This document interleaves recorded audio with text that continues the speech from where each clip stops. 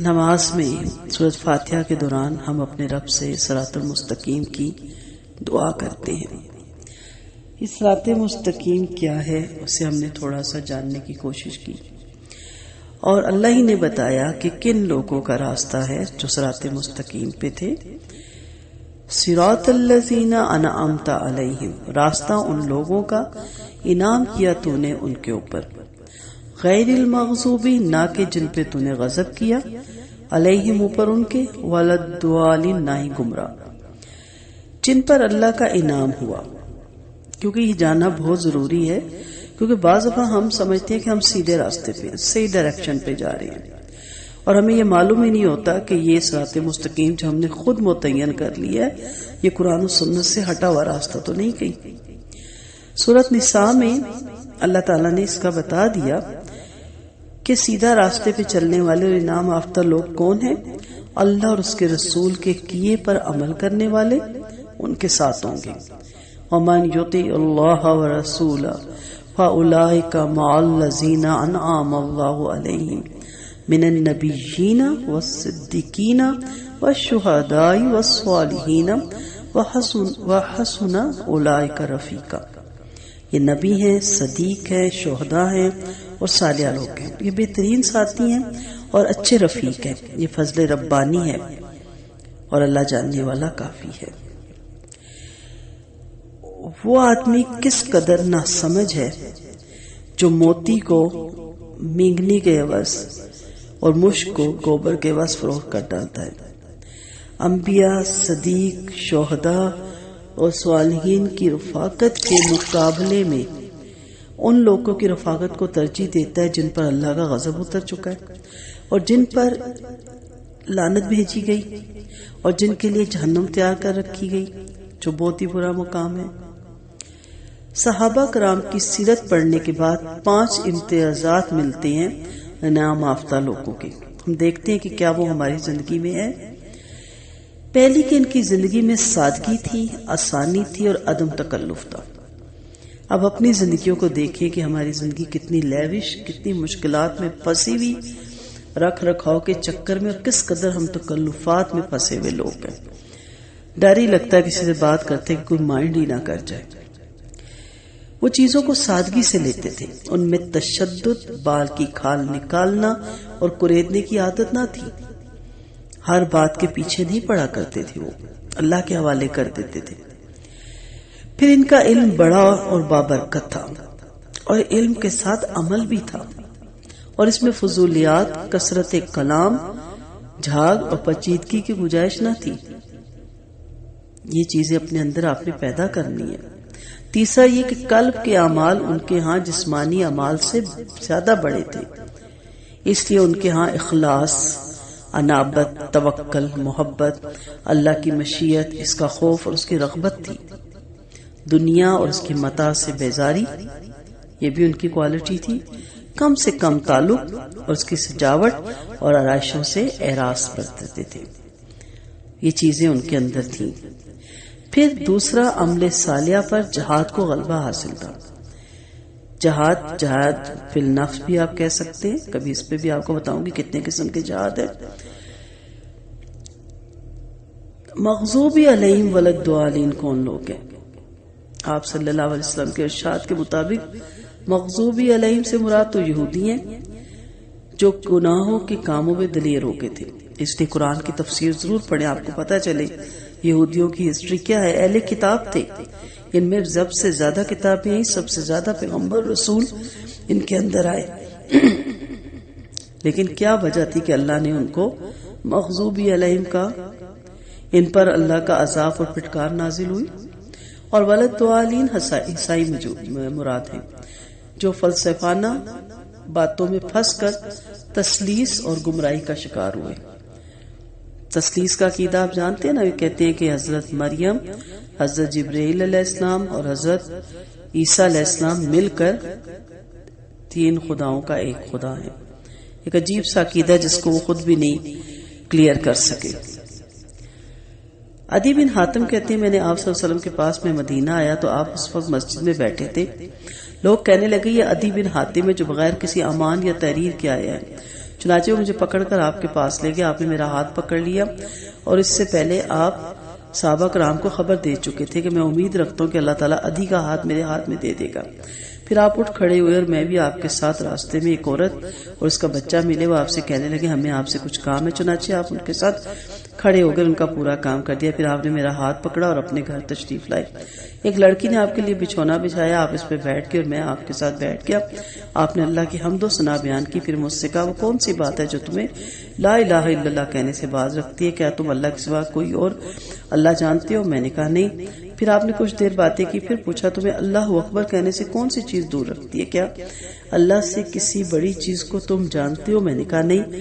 پھر آپ نے فرمایا یہودیوں پر تو اللہ کا غضب ہوا، نصاری گمراہ ہوئے. میں نے کہا کہ میں تو یک طرفہ مسلمان ہوتا ہوں. پھر میں نے آپ کے چہرے پر خوشی دیکھی. پھر آپ نے میرے بارے میں حکم دیا اور میں ایک انصاری کے ہاں مقیم ہوا. اب میں روزانہ صبح شام آپ کے پاس حاضر ہوا کرتا تھا. تو اس وقت بھی اللہ کے نبی صلی اللہ علیہ وسلم نے یہود و نصارہ کا ذکر کیا. صراط مستقیم کتاب اللہ اور رجال اللہ دونوں کے مجموعے سے ملتی ہے. یہاں یہ بات میں ضرور بتانا چاہوں گی اور اس پہ غور کرنے سے ایک بہت بڑے علم کا دروازہ آپ کے لیے کھلے گا، اور یہ ہے کہ صراط مستقیم کے تعین کے لیے بظاہر صاف بات یہ تھی کہ صراط الرسول کہا جاتا یا صراط القرآن فرمایا جاتا، جو مختصر بھی تھا اور واضح بھی تھا، کیونکہ پورا قرآن در حقیقت صراط مستقیم کی تشریح ہے اور پوری تعلیمات رسول اللہ صلی اللہ علیہ وسلم کی تفصیل ہے. لیکن قرآن کے اس مختصر سی صورت میں صراط مستقیم کے تعین کے لیے اللہ تعالیٰ نے مستقل 2 آیتوں میں صراط مستقیم کو اس طرح بیان فرمایا کہ اگر سیدھا راستہ چاہتے ہو تو ان لوگوں کی تلاش کرو اور ان کے طریقے کو اختیار کرو. اس کی وجہ یہ تھی کہ انسان کہتا ہے کہ یہ تو بڑا مشکل کام ہے، کس طرح ہم چلیں. اللہ نے ان لوگوں کا بتایا کہ جو یہ کام مشکل نہیں ہے، جو اس راستے پہ چلتے آئے ہیں، چل رہے ہیں اور چلتے رہیں گے، میرے انعام یافتہ لوگ.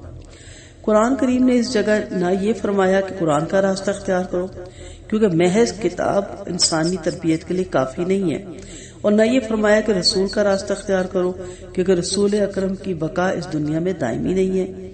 آپ صلی اللہ علیہ وسلم کے بعد کوئی دوسرا رسول اور نبی بھی نہیں آئے گا. اس لیے صراط مستقیم جن لوگوں کے ذریعے حاصل ہو سکتا ہے ان میں نبیین کے علاوہ ایسے حضرات بھی شامل کیے گئے جو تا قیامت ہمیشہ زندہ رہیں گے، مثلا صدیقین، شہداء اور صالحین. تو خلاصہ کیا ہے کہ سیدھا راستہ معلوم کرنے کے لیے حق تعالیٰ نے کچھ انسانوں کا بتا دیا، کسی کتاب کا حوالہ نہیں دیا. ایک حدیث میں ہے کہ آپ صلی اللہ علیہ وسلم نے صحابہ کرام کو خبر دی پچھلی امتوں کی طرح اس امت میں بھی 70 فرقے ہو جائیں گے اور صرف ایک جماعت ان میں حق پر ہوگی. تو صحابہ کرام نے دریافت کیا وہ کون سی جماعت ہے؟ اس پر آپ صلی اللہ علیہ وسلم نے جواب دیا اس میں بھی کچھ رجال اللہ کا پتہ دیا. فرمایا ما انا علیہ و اصحابی، یعنی حق پر وہ جماعت ہوگی جو میرے اور میرے صحابہ کے طرز عمل پر ہے. اس خاص طرز میں شاید اس کی طرف اشارہ ہوا کہ انسان کی تعلیم و تربیت محض کتابوں اور روایتوں سے نہیں ہو سکتی، بلکہ رجال ماہرین کی صحبت ان سے سیکھ کر حاصل ہوتی ہے.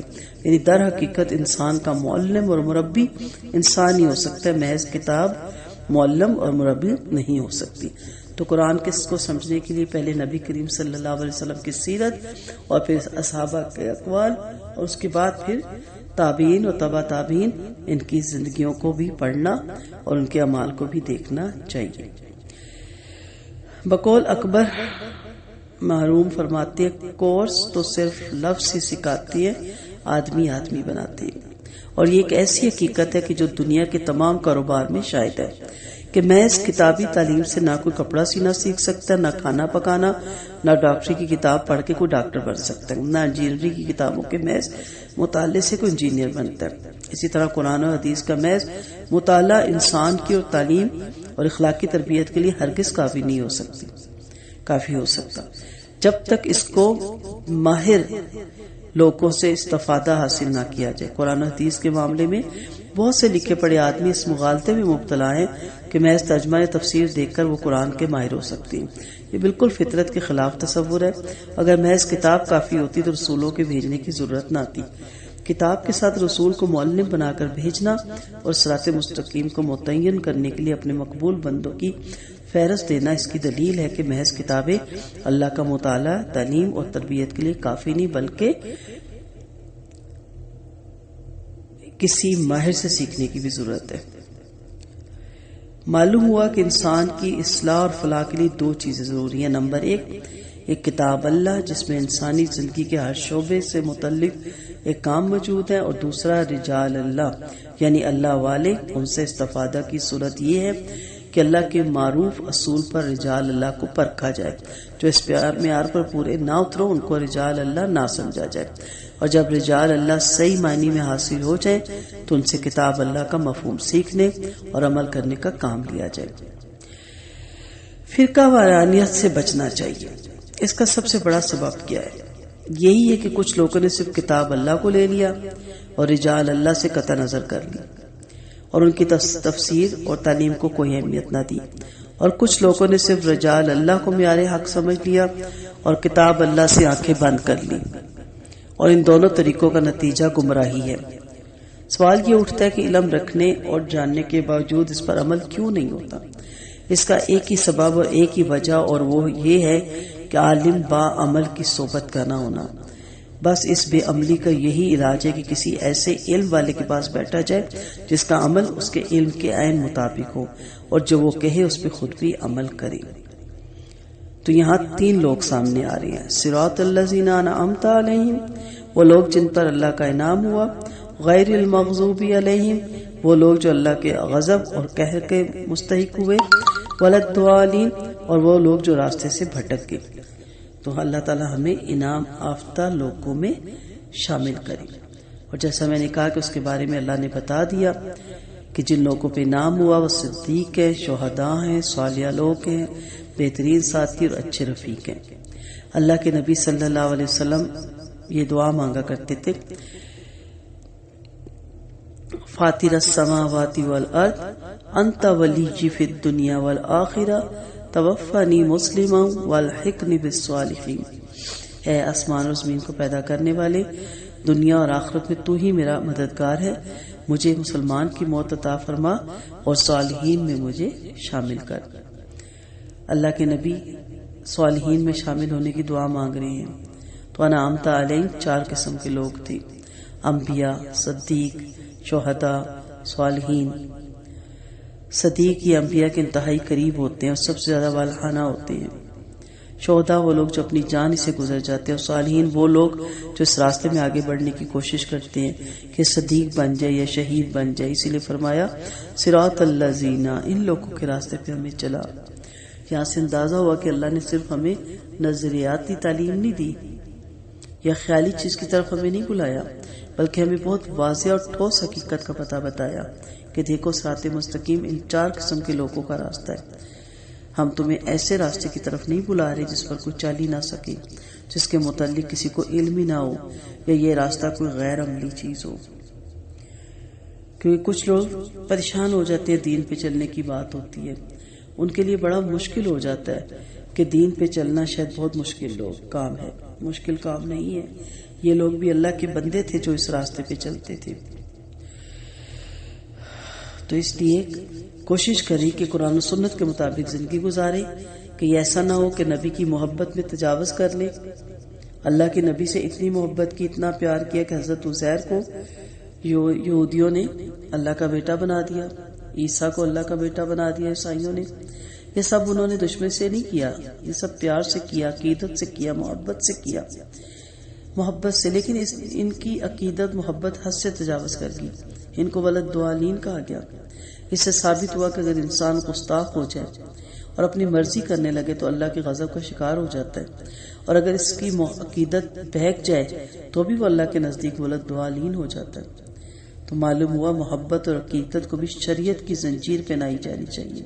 انسان کو شریعت کے آداب کا پتہ ہونا چاہیے کہ ایسا نہ ہو کہ محبت میں، عقیدت میں، نعت گوئی میں اور قوالی میں نعرے مارتے مارتے اتنے آگے نکل جائیں کہ پتہ چلے کہ آگے تو کچھ بھی قابل قبول نہیں۔ یہ ولد دعالین ہے، لہٰذا ہمیشہ یہ دعا کرنی چاہیے کہ گستاخی سے ہی اللہ بچائے اور حد سے تجاوز کی ہوئی عقیدت اور محبت سے بھی اللہ تعالی ہمیں محفوظ رکھے۔ سورۃ فاتحہ جب کمپلیٹ ہوتی ہے تو ہم کہتے ہیں آمین۔ سورۃ فاتحہ کو ختم کر کے آمین کہنا مستحب ہے۔ حضرت ابو ہریرہ رضی اللہ عنہ فرماتے ہیں کہ آپ صلی اللہ علیہ وسلم نے فرمایا، جب امام ولد دعالین کے تو تم آمین کو، جس کی آمین کہنا فرشتوں کی آمین کہنے کی موافق ہو گیا تو اس کے پہلے گناہ بخش دیے جائیں گے۔ ہم گھروں میں جب نماز پڑھتے ہیں تو ہمیں آمین کہنی چاہیے۔ آپ صلی اللہ علیہ وسلم کا فرمان ہے، آمین اللہ تعالیٰ کی مہر ہے اپنے بندوں پر، قبول ہوگی ساری چیزیں اگر سمجھ کے پڑھی تو۔ ابن عباس سے روایت ہے کہ آپ صلی اللہ علیہ وسلم نے فرمایا، جس قدر یہودی تمہاری آمین پر حسد کرتے ہیں اتنا تم سے کسی اور چیز پر نہیں کرتے۔ ان کو حسد ہے کہ تم کو یہ کلمہ کیوں سکھایا گیا، بس تم کثرت سے آمین کہا کرو۔ ویسے بھی کوئی دعا کر رہا ہو آمین ضرور کہا کریں۔ حضرت عطا بن ابی رباح کہتے ہیں کہ آمین دعا ہے، اور عبداللہ بن زبیر نے ان کے پیچھے مقتدیوں نے زور سے آمین کی کہ مسجد گونج اٹھی۔